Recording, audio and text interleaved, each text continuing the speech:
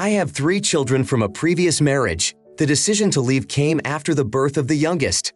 The relationship in the marriage was extremely difficult.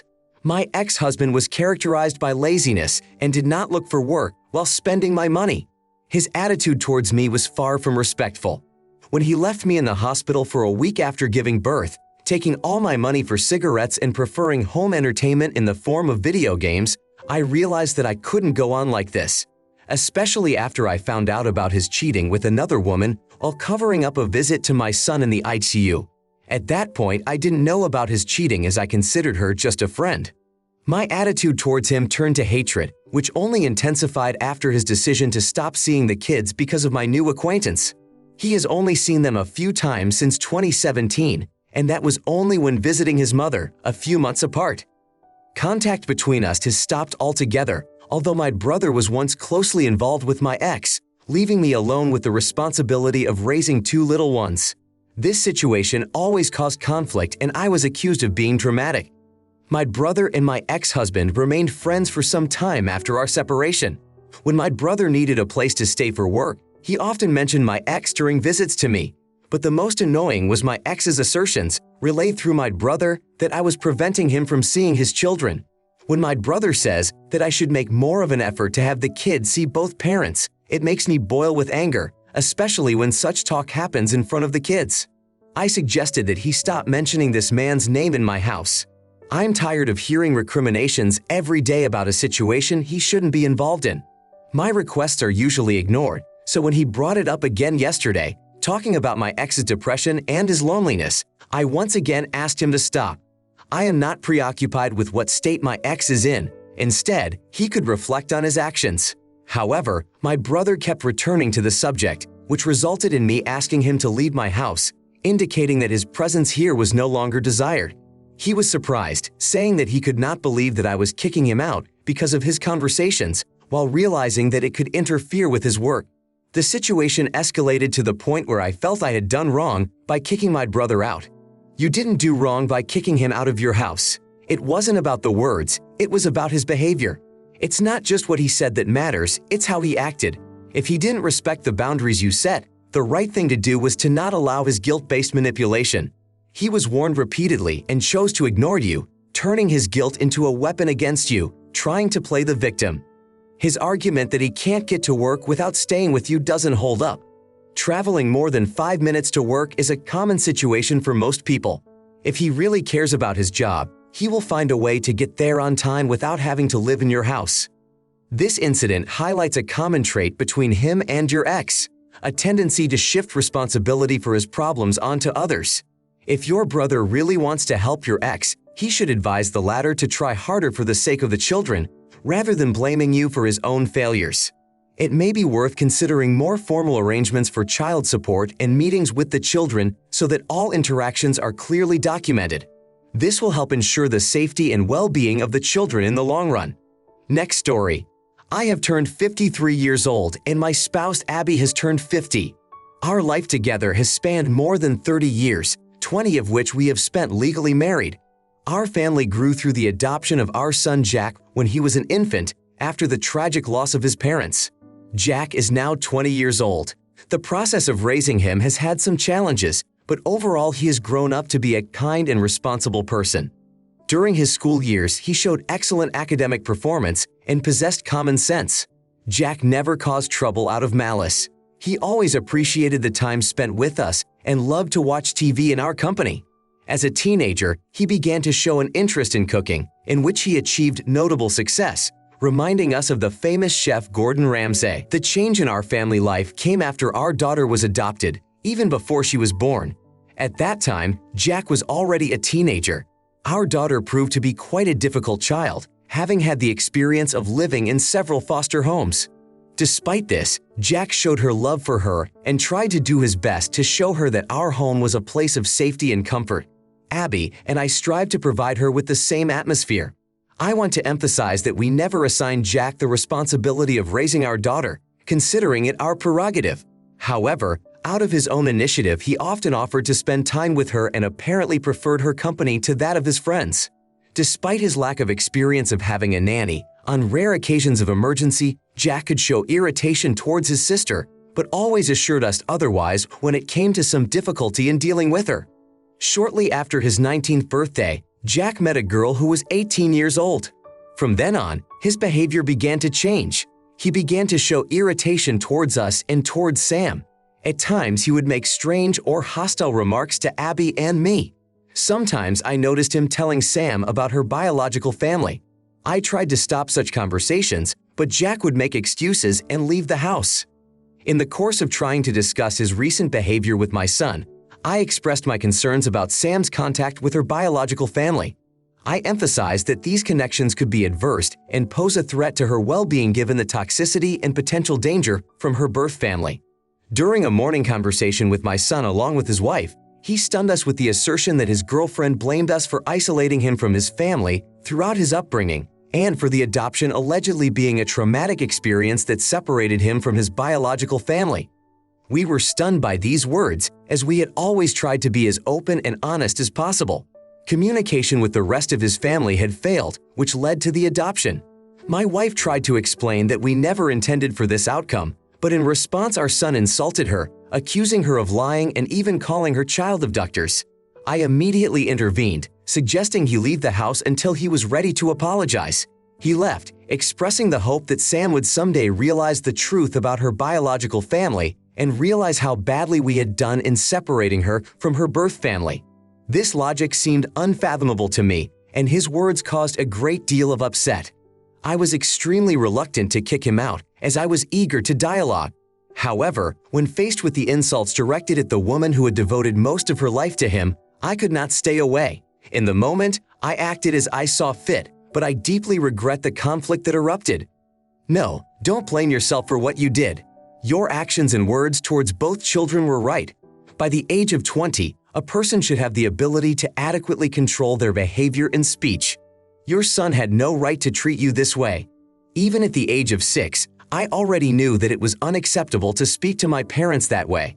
I don't think you should refuse the ultimatum. If he contacts you, you may feel relieved or happy, but it is important to remain firm in your decision. He should apologize, and it should be sincere. A superficial apology along the lines of "it's okay, I'm sorry" should not be allowed. It is important that he understands the reason for his apology and that it reflects that understanding. There may be other reasons for the change in his behavior that do not justify but may explain his actions. There is a social movement critical of adoption, and some of their arguments have merit, such as criticizing the practice of moving children for adoption. However, such views can be exaggerated and carried to the point of absurdity. Adoption is a much more complex process than many people realize, and in your family's case, it appears that the system has worked well. Your son's girlfriend plays a role in this, and I wonder where she gets her information from. Probably from the TikTok videos. There is a possibility that she is trying to isolate him and turn him against you, but that is only a guess. Your desire for understanding and your hope that your son will return to reasonable views is respectable. However, I would advise keeping him at a distance from Sam. She has enough trauma in her life already, and she doesn't need to listen to his toxic remarks. Now I want to tell a different story. My daughter has a friend who, for the sake of anonymity, we will call Beth. Both girls are not yet teenagers, but they are already capable of appreciating the diversity of the adult world. In our house, the rule is simple. We don't cook separate children's meals. My children eat the same things as adults, so their tastes are surprisingly diverse. For example, my son's favorite dish is grilled octopus, while my daughter prefers pasta with sea urchin. Of course, not every dish is to their liking, but I don't insist that they eat something they don't like at all. Basically, the rule is, they eat what's on the table. Beth, unlike my kids, is used to a kid's menu. In her family, it is customary to prepare separate dinners for children and adults, usually dishes that are simple and familiar, such as pizza or chicken nuggets without sauce. The girl is a very picky eater. When my daughter and Beth started spending weekends together, I was first confronted with her culinary preferences. Without being alerted to her peculiarities, I served fried chicken for dinner, which Beth refused to eat, asking for crackers. On subsequent occasions, I tried to accommodate her tastes, but there was still something wrong. Even plain pasta without sauce didn't resonate with Beth because I used the wrong shape of pasta.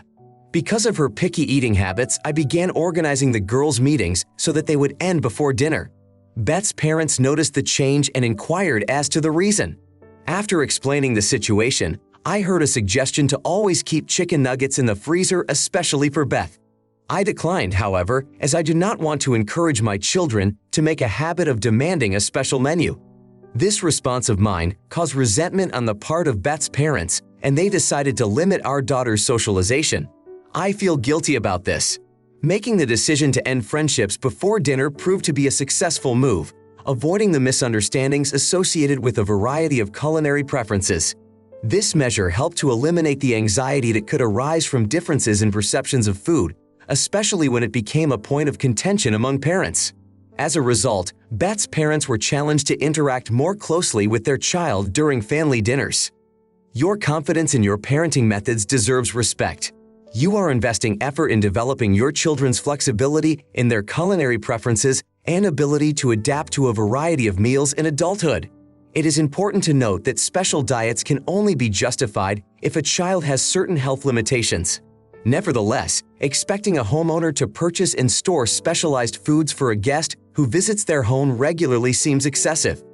As a parent who also faces selectivity in their child's eating, I understand the complexity of the situation.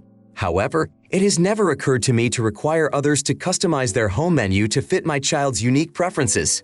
This emphasizes that there is no need to make the extra commitment to provide specific foods for friends' children if it doesn't fit your family's usual diet. Do not allow the opinions and demands of other parents to impose guilt or an obligation to act contrary to your principles. The right of parents to take care of their children should not turn into pressure on others, especially when it comes to individual aspects such as nutrition. It may be better, in the long run, to limit communication with those who do not share your views on parenting and family values. My next story. My beloved spouse and I have been living together for 2 years in a house purchased from my mother. The funds for this purchase came from an inheritance. My husband's mother never tires of talking about the mess in our home. Despite the fact that we live in the house together, her remarks and criticism are addressed exclusively to me. Moreover, she is not shy about discussing the issue with others, which makes me extremely uncomfortable. She seems to overlook the fact that I am in a position to continue working while her son only works 2 night shifts every 2 weeks. Last week, there was an incident that was the final straw for me. During a family dinner, she started talking about the unkemptness of my house during her last visit, admonishing me for half an hour, and then proceeded to rebuke me. In response to her words, I remarked that such an approach seemed ironic and hypocritical, given that I didn't live alone. Her words stopped, and my husband looked at me with a perplexed look. The atmosphere became tense, and soon my husband, as if under the impression of what had happened, suddenly left the table and dinner was cut short. At home, he flared up at me, reproaching me for insulting and degrading his person, implying that I had portrayed him as negligent and irresponsible. In his opinion, I chose an inappropriate moment to attack him, even though I should have protected him from conflict with his mother and me. He has since stopped communicating with me and, resentful, went to his brother's house. He called me several times over the next few days, stating that I used him as a tool for revenge against his mother, while he is staying out of this conflict and does not deserve such humiliation. You really don't deserve such accusations. Calling someone a lazy bum, especially in the presence of someone who may have contributed to the formation of such traits, seems unfair. Your actions don't raise any questions for me. In one aspect, your husband was not wrong in essentially becoming a tool in this situation. His lack of employment and reluctance to take on domestic duties, and his lack of support in the moments when his mother speaks out against you, makes you wonder. He seems to have assumed that you should take on the role of protector in their argument. This begs the question of what you get out of this relationship. At a minimum, it would be worth discussing limiting visits to your mother-in-law by setting a rule that she can only see her grandson when you visit her. You should also make it clear that any insults to you or the child will result in immediate departure. Her behavior suggesting that household duties are solely your area of responsibility smacks of unfairness and bias. The fact that your husband is standing by and not responding to her unfair and unpleasant remarks shows his inaction. He should have stood up for himself and reminded her that not only is this not his mother's home, but that he too is responsible for the dwelling. Your husband should reconsider his behavior, especially since you will soon have a child to care for. It's important that he realizes his role and begins to take an active role in the family, including taking care of the house and the baby. Hopefully, he will be able to grow up and take responsibility before the baby arrives. Otherwise, you may feel like you are taking care of two children at once. A story that really surprised me. I'm 18 years old, I'm a girl. My father is 50 years old. He usually invites me on trips together that are supposed to take only an hour or a couple of hours in the afternoon. However, these encounters often stretch for much longer periods of time. There are times when my desires and plans do not resonate with my father. If I refuse to go with him, the result is the same. Such an incident happened recently. My father wanted to visit one of his friends and insisted that I accompany him. I objected, explaining that I had an exam scheduled for the next day in the morning and needed to stay home to prepare and go to bed early. However, he convinced me that our absence would be limited to the time needed for coffee. Despite my reluctance, I agreed to accompany him. We left the house around noon, taking a 50-minute car trip that made getting home difficult. Upon arrival, my presence was virtually ignored as my father met up with his friends. I settled on the couch, trying to study from my phone. At 3 o'clock in the afternoon, I asked us to go home for the first time. Dad replied that we would leave after he finished his coffee. At 4 o'clock, I reminded him again, to which I received a later response. At 5 p.m., after asking again, my father became angry, stating that we might as well stay for dinner. After dinner, I asked again about going home. He said we would leave after he finished his beer. Reminding him to get up at 5:30 a.m. the next day, I wanted to leave as soon as possible. When he ordered another beer, I quietly left the place and hailed a cab, paying for the ride with my dad's card for shopping and other expenses. It took him almost an hour to notice my absence. When he called me, he found out that I was almost home and about to go to bed. My father flared up over my leaving without warning and using his card to pay for a cab, considering it was a long drive. I was only aiming to study for the exam and get a good rest. My father wishes I would spend more time with him as he thinks I am not social enough. Sometimes he hopes I can give him a ride home after meeting so he can have a drink. When I refuse to go with him, he feels resentful and may raise his voice or even stop talking to me. You are a young person on the cusp of adulthood. You are only 18 years old. At this age, the desire for independence and self-realization becomes especially urgent, and the need to communicate with peers comes to the forefront. Interacting with people who are much older than you may not always suit your interests and needs, especially when it comes to close family ties. Being in the role of being responsible for getting home safely after attending activities together puts an extra strain on you. At times like this, it can feel like school and personal interests take a back seat. It is important to find a way to express your dissatisfaction with this state of affairs. Communicate clearly and constructively that the current situation is causing tension in your relationship and needs to change to prevent possible damage to your rapport. Learning to say no is an important step towards self-sufficiency. It may cause frustration or even anger on your father's part, but it is vital to your personal development. You may have to find alternative ways to spend your time in ways to live independently, such as study meetings at the library or other extracurricular activities. Your life will be filled with a variety of people, some of whom may try to manipulate you, such as your father does. It is important to remain calm and polite while knowing how to assert your boundaries firmly and consistently. Refuse offers that compromise your personal comfort without engaging in conflict.